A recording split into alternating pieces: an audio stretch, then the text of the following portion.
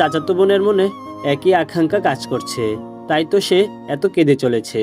যাই হোক, বরপক্ষ থেকে আসা মেয়েগুলো যাওয়ার সময় আমার হাতে একটা কাগজ দিয়ে গেল। আপু প্লিজ এই কাগজটা ওনাকে দিয়ে দিবেন। অনেক আকুতি মিনতি করে আমার মিস্টার পারফেক্টকে দেখিয়ে বলল। আমি বললাম, আমি কেন? আমি দিলে কি উনি নেবেন? উপস, আপু একটু দিয়ে দিয়েন প্লিজ, আপনিই পারবেন দিতে। কাগজটা আর খুললাম না, হাতের মুঠো রেখে দিলাম। বউ বিদায়ের পর সবাই মিলে ঝুট তুললো ঘুরতে যাবে। কই যাওয়া হবে এই নিয়ে মহা টেনশন। এক একজন এক এক জায়গার নাম বলছে, কেউ বলছে এটা তো কেউ বলছে ওটা, শুধু ডিসিশনটাই নেওয়া হচ্ছে না।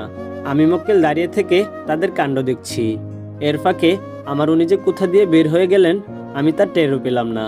আর এইদিকে সবার হই হুল্লোড়ে আর কোথাও যাওয়া হলো না। যে যার যার মতো গল্প বলে বেড়াচ্ছে। সবাই মিলে মজলিস বসিয়েছে, যে যার যার প্রেমের গল্প বলছে। আমি শালার প্রেমের গল্প কোথা থেকে থাকবে? আমি তো প্রেমই করিনি, তাই কেউ আমাকে জিজ্ঞেস